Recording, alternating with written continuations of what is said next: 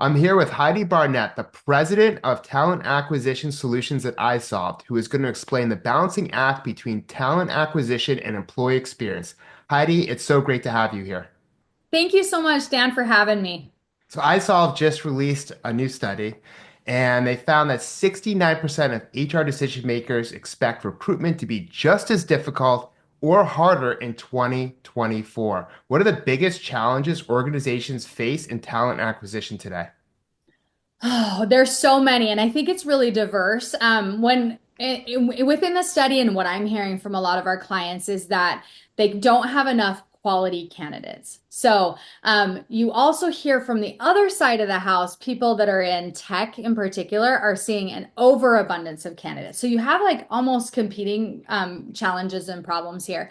But I think at the core of it, it is quality, right? So a lot of people don't have enough candidates or they have too many candidates that aren't quite right. And so just really that tight labor market and how it is really evolving. It's becoming more difficult for our HR professionals and our talent professionals to be able to weed through, to be able to find those that are ready to work and are going to be a good fit. Um, I think that alongside of that, there is a lot more pressure, I believe, on these HR teams. I think post-COVID, HR departments haven't really recovered the way that a lot of other teams have, and so they tend to be smaller than they have in the past, with the same or more pressure that's on them in order to find faster and even more efficient hiring processes. So they're under the gun constantly to be able to produce these candidates to their hiring managers, and then having to wade through even more of unqualified or not having enough candidates is really putting a lot of pressure on them.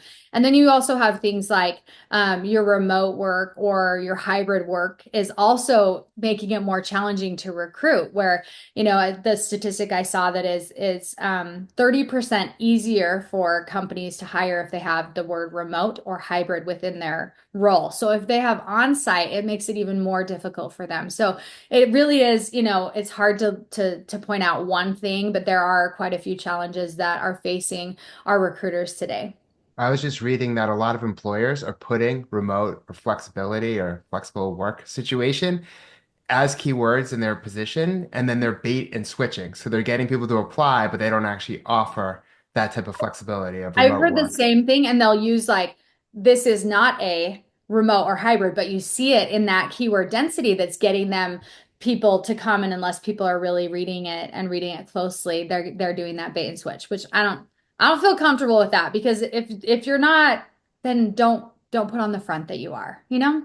I also talked to a lot of people in the staffing world, and something I wasn't really aware of, I guess I shouldn't be as surprised, but a lot of fake candidates, people just applying for jobs and they're not even like real, like robo candidates, and also people faking their credentials or just doing that and then they get the job and then they just outsource their job, especially if they're working remote. Isn't that wild? There's so many crazy things. Or I've heard of people having two and three part-time jobs, probably outsourcing pieces of that or their entire job near shore or offshore in order to be able to pull in two and three paychecks. So yeah, those robo candidates as well. I'm hearing and seeing a lot more of those. And I think you have that combined with job boards working to make it easier for candidates to apply for the jobs. You can see somebody can go through and just apply, apply, apply. I saw a statistic from a major job board that's down in Australia, and they were talking about how they're seeing a jump up in candidates applying for 100 or more jobs. And so that just wasn't the case before. And now it's easy enough to just be like, all right, I'm going to apply, apply, apply, and almost check a box. And then without people even reading. And so we're getting an overabundance and then, also not getting enough candidates in certain areas. It's a big challenge. Yeah, but of course, quality matters. The age-old, matching the right candidates with the right employers so everyone benefits. That still holds. I've been in So this space for a long time as well as you have, and that's still the name of the game, no matter what, right? It's just this more complexities, there's more things to watch out for. Now we'll get to AI a bit later, yeah. but knowing all of this and all these challenges, like what can companies do to refine their sourcing strategies to attract the top talent in an increasing competitive hiring landscape? Even though, of course, the economy's greatly changed, it's more of the great stay now than the great Mhm. resignation. Like Yeah, it is still very competitive to get the right people. it is. You said that we talk about AI in a little bit, but I want to bring that in as one of these pieces here that, using AI driven recruitment tools for a smarter candidate matching is really the name of the game of getting through those that are more qualified. So pulling some of that in, that can help you to really refine some of the strategies that you have. Now we'll talk a little bit later about how to utilize AI, but really plugging that into your recruitment is something that needs to be happening. Another one that I can think of right now is really leveraging multi-channel sourcing. So at isolved, one of our main sources of hires is employee referrals. So if you pull in employee referrals, it makes that like almost post and pray strategy that you use with job boards. Puts you more in control of that. Also, we're seeing a lot more utilization of social media, talking about open roles, but also talking about where people are a great place to work. And so bringing that in can really help. I will talk about job ads in every scenario that I can because I think job ads are one of the more underutilized pieces that people can actually control. So really getting in there, targeting the job ad around who you are as a company. Once you understand that, understand who your, ICP is essentially, or who your target market is for these jobs, and really honing in on those things that are important for them. I'll give you one example. As we transitioned from Applicant Pro over to iSolved, right? One of the things that we did at Applicant Pro when we were working against a lot of venture-backed companies here in Utah, we found out that we worked really well with a lot of women, females returning to the workforce, those types of things. And so one of the benefits that we rolled out in order to really attract the right talent was we started paying for housekeeping for our employees. So it was a small benefit. It didn't cost us very much, but it was very, very attractive to our potential customers that we were looking to attract, especially as we were trying to grow. We hired a lot of part-timers, and so we really wanted to hone in on things that matter to them. So when you start to, personalize some of that, the benefits that you offer and how you talk about your company, it can really level you up in being able to stand out in the market and also to connect with those that you're really looking for. And then I'd say, in addition to that, with the job description, is talking about the expectations around the work. So, what is there? Are you a flexible company? Is there a lot of career growth? Is there purpose-driven work? Though a lot of those things will really stand out to the right candidate. And so making sure that, these are things you can do without investing a lot of money that really will connect. And that connection, like we talked about a little bit earlier, is what can actually bring us to the forefront and make people excited to apply for your jobs.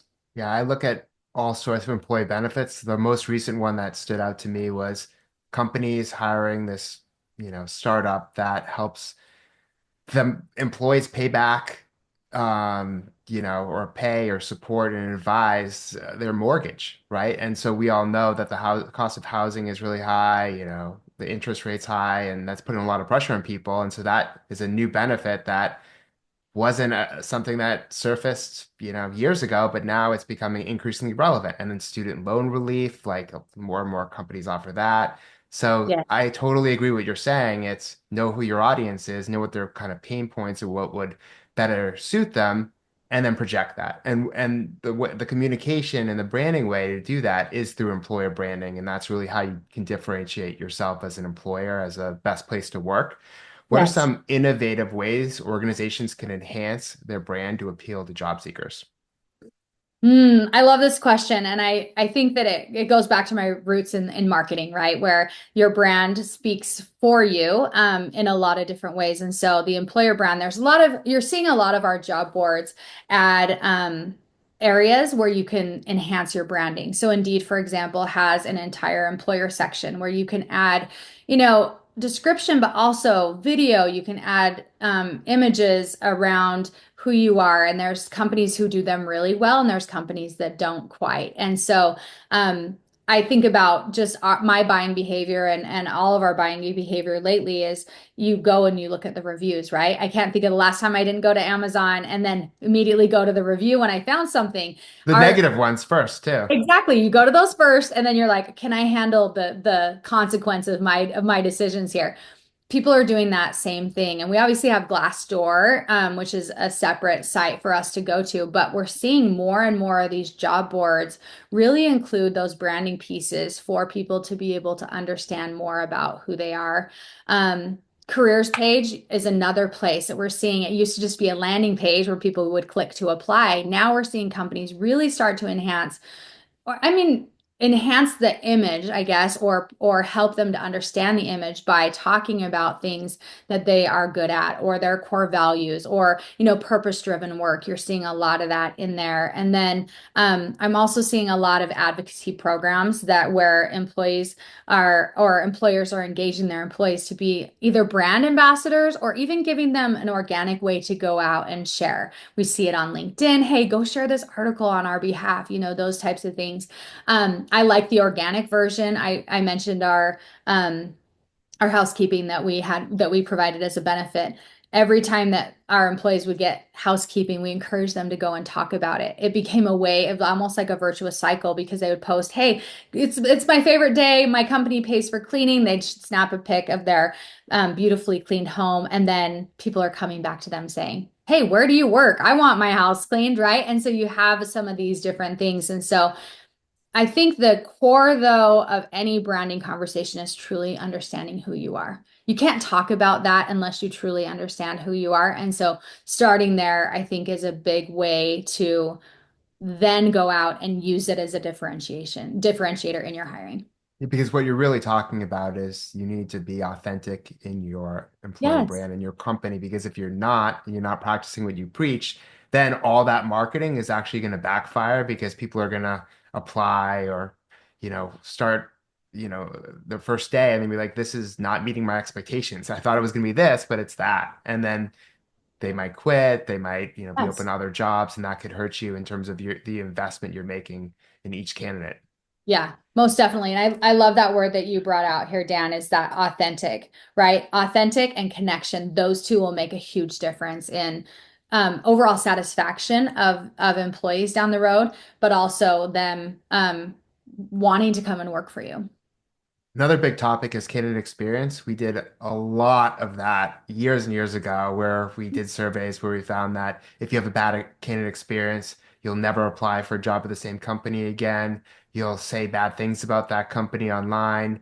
If it's Coke, you'll start shopping at Pepsi or you'll start buying Pepsi. And so it's the candidate experience is a big deal, and the big complaint back then and still is probably now is you get lost in that process, right? You apply for a job, you might never hear back, or you're on your third interview and then you never hear back. So ghosting is like a big, big part of this bad candidate experience, but ghosting also happens on both sides, right? Really does. What steps should HR teams take to ensure a seamless and engaging candidate journey?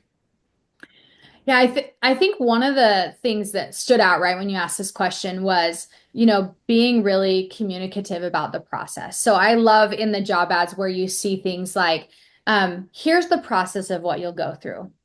Within this time frame, we will review candidates. We will call and do a phone screen. After the phone screen, we will then have an in-person, or an online interview, and then we'll have an in-person interview or whatever. Even if there's 4 or 5 steps that feel more extensive, if you're communicating that up front, it sets a proper expectation for your candidates. Now, the tricky part about laying that out there is that you then have to keep it, right? And not everyone will do that either. It's nice to put it in there, but if we're not following through, then it's almost worse than not communicating it. So I think that that's the first thing. The other thing is really looking at your application process and deciding, is this necessary? So we did this again, Applicant Pro, as we're moving over into isolved, is really looking at those steps. We have a lot of access to cool tech, right? So we would do an assessment and we would do a video interview and we would, have them apply with their application and resume. And then we would, do the initial phone screen interview because we had a phone screen product. And we started taking a look back and saying, is this necessary to have them?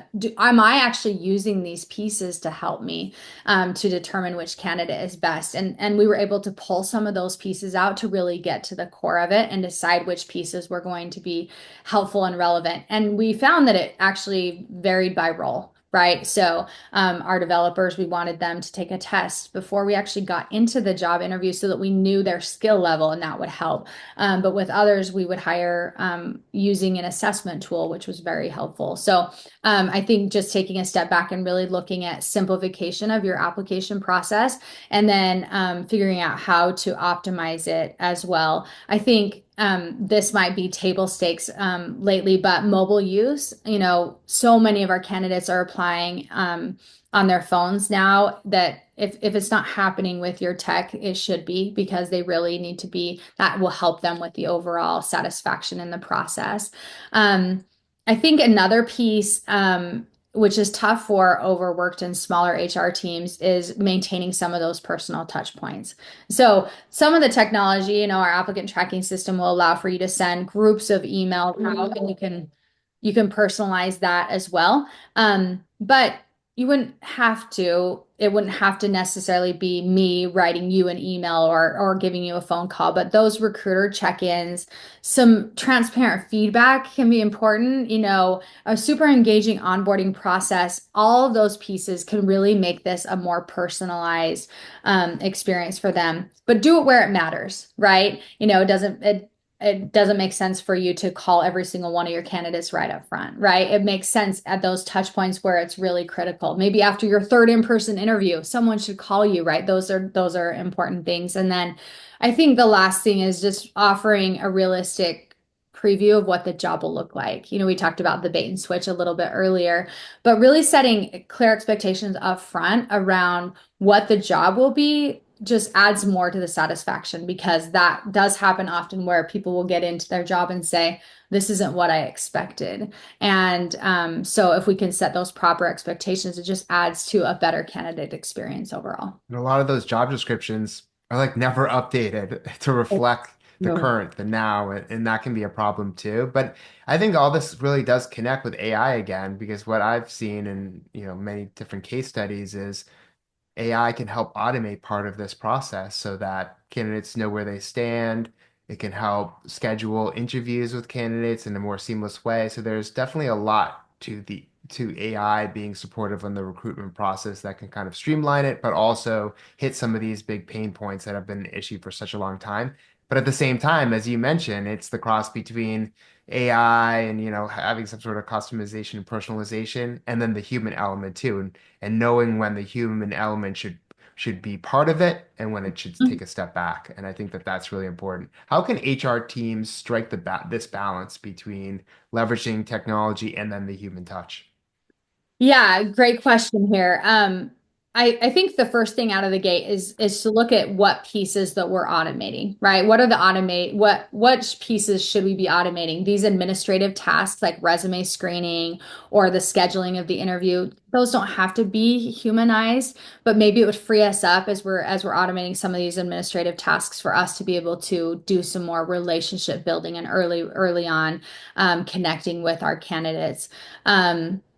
Another thing is to use AI to really help us to gain some insights that can help with the personalization, right? For us to be able to take a resume, run it through AI to say, what are some things that they care about, or where are they in more gifted, right? Some of the prompts that we could use could help us to really gain some insights around the candidates and who they are, and that could help overall with the candidate engagement.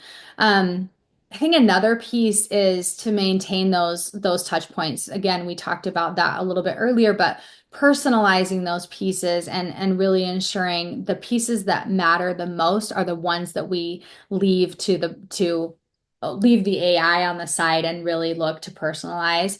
And then just make sure that the AI tools are really candidate centric and aren't just efficiency driven. And this is a tough one, especially if you're feeling overwhelmed, because a lot of times it's like, oh, this saves us so much time. Oh, this is so much better if we don't do these things. But the AI tools can be candidate centric, where like the scheduling of the interviews. Sorry, the scheduling of the interviews, that could be a really great one where it is candidate centric because they're not going to need to go back and forth on an email, but they can just pull it open with their, their phone right there with their calendar and schedule it right there. So that will help your candidate rather than eliminating um, time or some of the focus on them. So I think it's how we use AI, but also what we use it for that can really help us to be able to strike the balance. I think it depends on the company specifically as well, right? Who you are as a company, if you're very personalized, if you're very buttoned up, all those different things will have different touch points that you're going to want to get to. So this goes back to my belief in understanding who we are and then really applying the AI functionality automation pieces where it can add and not take away from the human touch. And I think these touch points are critical. I mean, Gen Z especially is known for ghosting during this process. And part of the reason why they do it is because they're applying for so many jobs that they kind of like lose track of where, who's hiring and where they are in the different process. Mhm. And that's part of why they ghost. And No, I think having all those touch points keeps them engaged. That's a critical element is keeping people engaged because people are applying for, as you said, like so many jobs in this economy that if you have the touch points, if you keep hitting them within reason, then they continue to be engaged throughout the process and they're more likely to start on day one and last for potentially several years there. yes, most definitely. I think that connection starts early with them, and that's how you're going to stand out and progress them through the hiring process. Employee experience, obviously a very hot topic. isolved says it's the top HR opportunity of the year. It's Mhm. been big for many, many years, just based on my experience and what we've been focused on. What are the most impactful ways companies can improve EX, employee experience, that's short for employee experience, to boost retention and engagement? Yeah, one thing that I'm hearing, I was able to do a panel with some business leaders and HRBPs here.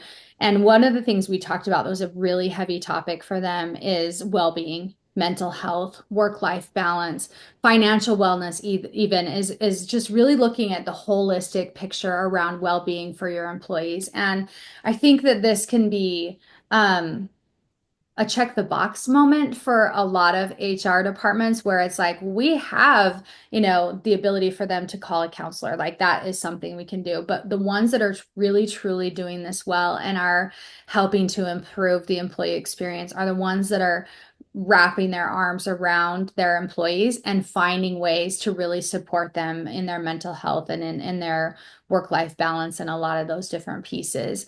Another piece that I've seen that's been really successful is how companies personalize their learning and career development opportunities going forward. And so you've heard about college reimbursement or something like that. But what we're seeing more of is individual within roles of them learning within the company how to personalize their learning. Something that's incredible at iSolved is we have a mentorship program where someone that's maybe a little bit junior gets paired up with executives or other leaders within the company that have a chance to really to set them on the right course, to teach them the things that they know and to help them to be successful within the company and then also outside of that. And then I think there's other cultural pieces that are important here as well. And finding a culture that is inclusive, that's transparent, that is feedback driven, that also can really help. I think, you brought up Gen Z. They want to know where they stand. They want to know Yeah. how they feel. It's not and to really feel involved with the company and making sure that if you're providing that feedback in a way that is transparent and culture driving rather than cutting down, it can actually help with the overall employee experience. It can help boost that retention and really drive more engagement overall.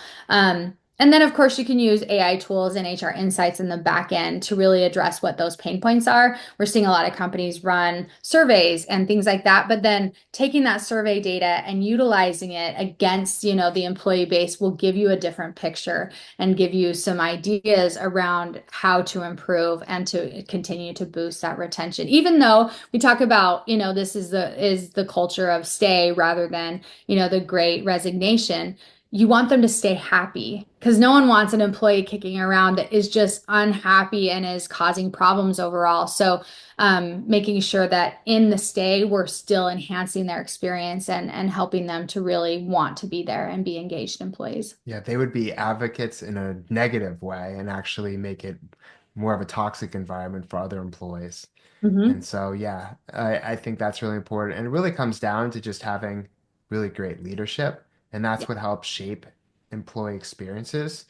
How can Mhm. executives align employee experience strategies with business objectives? I think that executives have a really big opportunity here to take the business that they're looking at and be able to take the employees and make sure that they are really engaged in the process. And as executives talk about these things and work through their employees, they can drive the experience overall and really help them to be able to contribute wholeheartedly. A happy employee makes happy customers. Happy customers buy from you. They continue to renew, they continue to stay. And so investing and wrapping your arms around the employee in a lot of these different ways can really help to benefit them.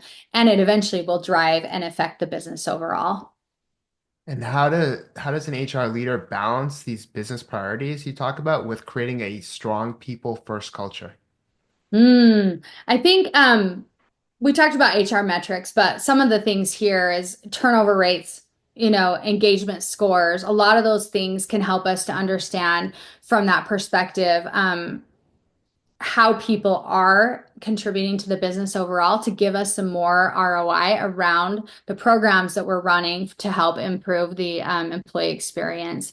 I think there's some other things like aligning HR strategies with the company objectives. So showing employee experience as a competitive advantage. And when we can attach that to recruiting, a lot of times it will make a big difference in, hey, we were able to attract this type of employee because they understood how we manage to the employee experience. And then I think really like balancing some of the financial discipline with the commitment to the people-centric policies. It takes investment for us to be able to run some of these programs. And so making sure that we're able to make an investment, but then show on the back end the ROI. Both of those things are really important for us to be able to serve the employee while also serving the business. Well said. And looking ahead, if you would have a crystal ball, and you've been in the space long enough, so you've seen these trends as they've emerged and as they've evolved, really. What do you think the biggest trends are in talent acquisition in the future, say 3 to 5 years from now?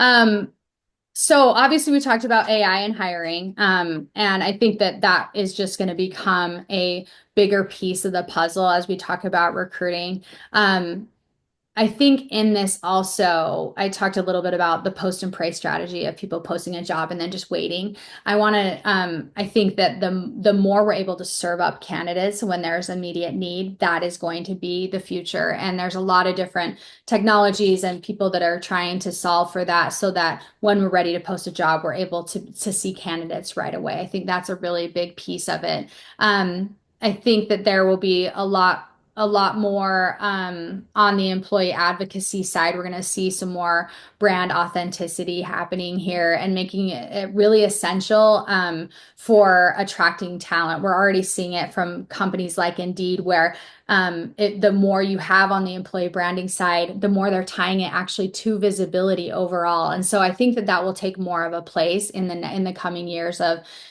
people really focusing on the brand authenticity and who they are as a brand to really become a differentiator for them. And then I think that employee management, career pathing, all of that really is the future of work. And us being able to really manage that as part of the recruiting process, I think can make a big difference overall in how we keep employees, how we keep them engaged, how we keep them satisfied in the work that they do. All of those pieces, I think, are right now emerging, but still will continue to become something that shapes the future of talent acquisition.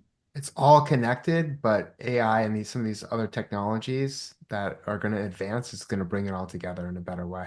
Yeah, absolutely. Well, thank you so much for sharing your insights, Heidi. I really appreciate it, and I look forward to hearing more about everything that you're doing with isolved.